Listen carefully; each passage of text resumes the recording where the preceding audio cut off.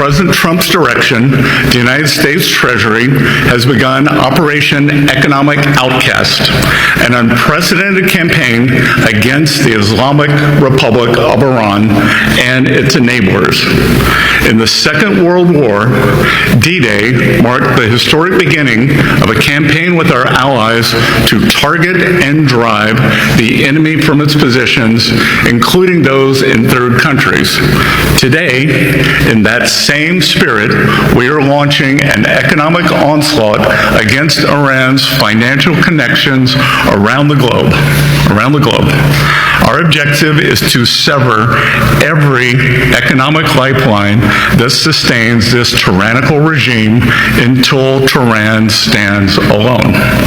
Iran's fanatics devote themselves to death to America and seek nuclear weapons to do just that. They have murdered and maimed more of our citizens and service members than any other terrorist regime on earth. And they have been at war against America, their neighbors in the Gulf, and much of the world for 47 years. President Trump has taken action that his predecessors have long deferred. And under his leadership, America is no longer managing the Iranian threat. We are ending it. Our great armed forces have laid the groundwork for achieving the President's objective of preventing Iran from ever obtaining nuclear weapons. They have shown America's resolve to finally end this threat.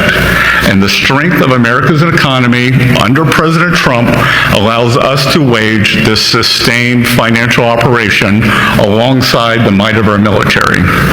Iran now faces a very clear choice with only two paths before them: complete global isolation and a subsistence economy, or a path back to normalcy with an opportunity to rejoin the global economy. Today, we are launching Operation Economic Outcast to foreclose every other option available to the Iranian regime. Treasury has mapped every node, every facilitator, and every network that Iran has used to smuggle oil and evade sanctions. Beginning today, the actions of Treasury and other agencies will tighten the noose and block every potential source of revenue that funds the IRGC and the evil Iranian regime. We are enforcing a zero leakage approach. There will be no minimal breathing space for the regime to rebuild its capacity to inflict terror against America and the world. The final refuge of this regime is the mistaken conclusion of nations that still finance the Iranian threat in the hopes of evading it. It is no longer acceptable to operate in the gray spaces of this conflict. Countries cannot claim they are blind to enabling this activity. Iran's enablers purchase, transport its petroleum. They facilitate the flow of its finances through exchange houses and free trade zones. They welcome Iran's flights and maintain registries on its behalf. They turn a blind eye to seaborne fuel transfers and overland transits. They condone illicit use of their banks, all the while concealing the extent of their complicity. The President is making phone calls to world leaders with specific requests to cease their interactions with the regime. We are already seeing results. Over the weekend, comments from Iranian leadership clearly acknowledged the effect of this campaign, and nations that facilitate any interactions with the regime should quickly heed our message. Those who stand with the United States will reap the rewards of our partnership. Those who tether themselves to the Iranian regime should expect to share in the isolation of a withering regime. Teams from Treasury, State, and the U.S. military are now meeting with their global counterparts to tell them that the United States expects action. Every country has a defined timeline to shut down activities we have identified. If they do not take action, we will do so unilaterally through Treasury authorities. For example, every branch of Bank Melay must be shuttered and dark. mark. And let me be clear, any entity that facilitates money laundering on behalf of Iran will be removed from the U.S. dollar system. The clock just started ticking. The new sectoral sanctions determinations issued today target 5 of Iran's most vital lifelines that it exploits in other countries: digital assets, technology, gold, aviation, and shipping. These measures broaden secondary sanctions risk for anyone foolish enough to continue conducting business with this regime and will accelerate the speed with which we pursue them. As I speak, Treasury's Office of Foreign Assets Control is also sanctioning over 60 entities, individuals, and vessels around the world that enable the Iranian regime to procure illicit nuclear and missile technology, conduct cyber operations, and generate oil revenue.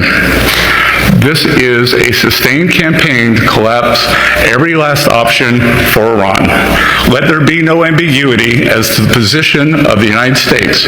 An economic engagement of any kind with this murderous regime will expose those responsible to the full reach of American power. For decades, this regime has drawn strength from a calculus that regards Iranian retaliation as certain and American enforcement as negotiable. Under President Trump, that era is over. To the ordinary soldier supporting this regime, as more and more of your paychecks stop or are supposedly just delayed, ask whether your commanders are leading your country to triumph or to ruin. And recall that the Berlin Wall fell when ordinary soldiers decided not to shoot at their own people. And to those who enable Tehran, do not discount the cost of testing Washington's resolve. No nation should expect to enjoy the rewards of our system while helping those who seek to destroy it. It is now a time for world leaders to make a decision between prosperity and isolation, peace and terror, America and Iran. The campaign we begin today will gather force with every day that follows, and it will not end until this regime stands alone. With that, I welcome your questions.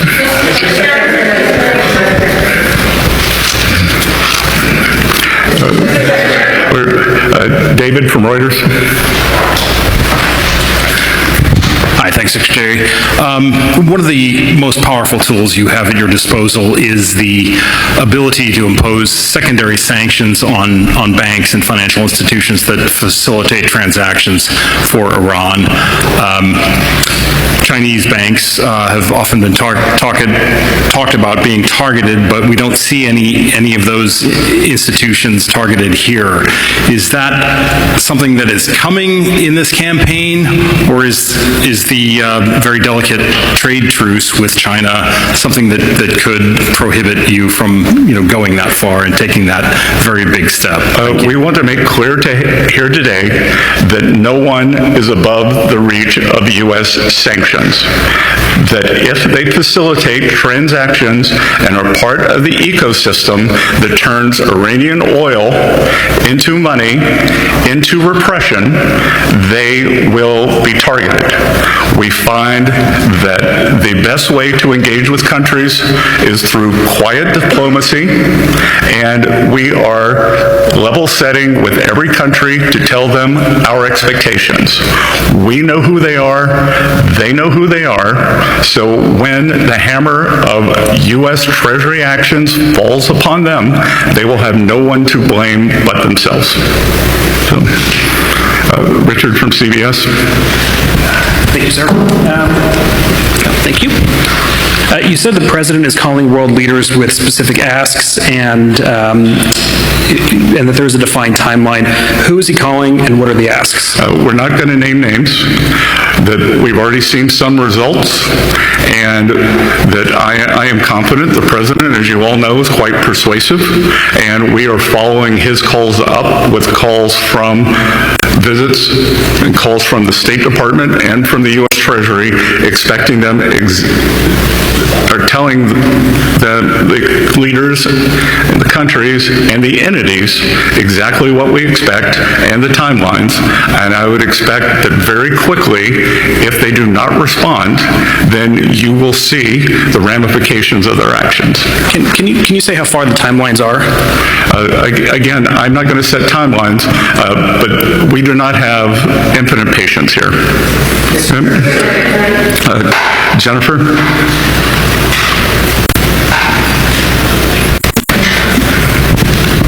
Thank you so much, Mr. Secretary. Jennifer Schonberger with Yahoo Finance. You just said moments ago that no one is above U.S. sanctions. What specific secondary sanctions or penalties is Treasury prepared to levy against Chinese banks and shipping firms if they do not comply? And then secondly, as you look to take these unprecedented sanctions, you've also said that as the Iran conflict fades and oil prices recede, that will help bring down long-term bond yields.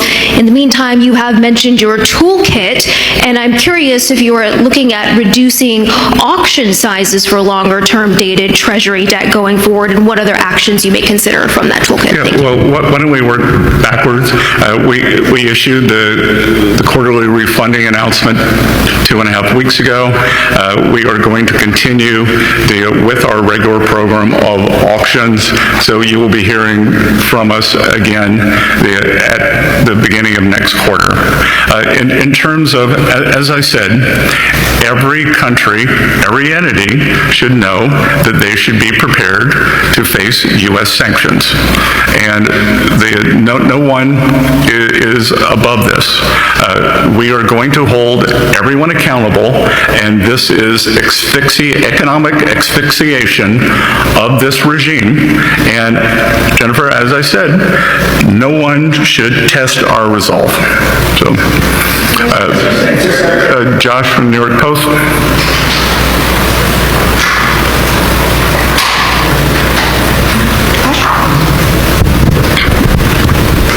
You said you weren't going to name names, but there's been some reports that the United Arab Emirates is among some of the first nations to take seriously these words from the United States to cut off all business interactions with Iran. Is UAE leading the way in this respect?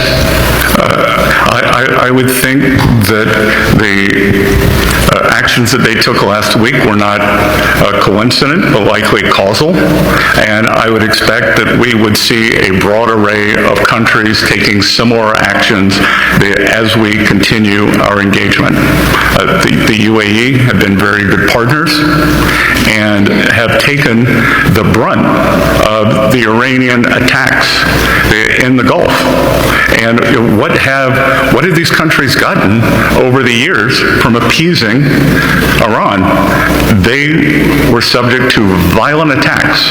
While we were bombing Iran, they were bombing them. So it shows that with this regime, appeasement does not work.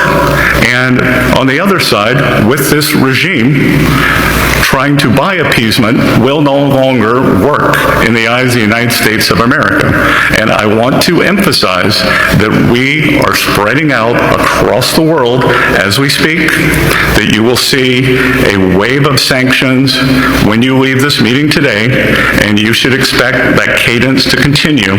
And I would expect that you will see a major announcement of a financial institution being sanctioned by the end of this week. So, Samira from Sky.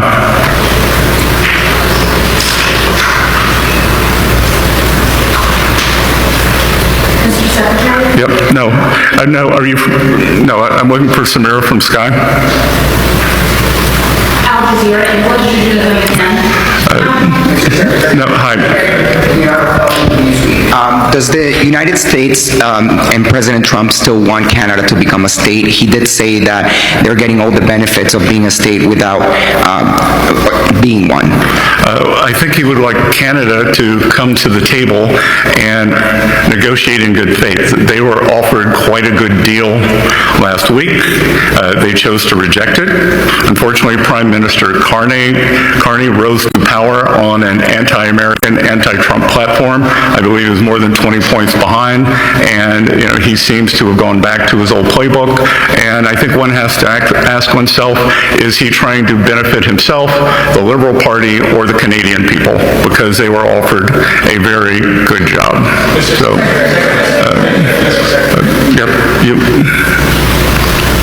Thank you, Secretary Bessent. If I could shift to bond yields quickly. We saw them tick down today after some turbulence and going up last week. Can you tell us if there's any possibility that there will be more bond buybacks anytime soon? Again, we haven't bought a single bond yet. The next time we have an operation is September 9th. So we will see on September 9th. All right. One more. Let's see. You in the front. You described this as an economic D-Day, but D-Day wasn't a threat of an invasion, and the U.S. didn't give a timeline to Germany. So why not impose the sanctions today? Well, we are giving everyone the opportunity to remedy bad behavior. Why would I want to blow up the global financial system? We believe that it is important to level set and give people a cure period, but they should know that that will move very quickly and that we are serious. Secondary sanctions are a very powerful tool, and we here at Treasury, this is Gene Lang, the Acting Undersecretary for Terrorism Finance, and in the Terrorism Finance Department and in OFAC, the reason we are able to use secondary sanctions is because we do not take their use lightly. So we believe that a warning shot and a level set of expectations is appropriate, and if people do not want to meet our expectations, then we expect, and they should expect, that will leave the dollar system. Okay, thank you all.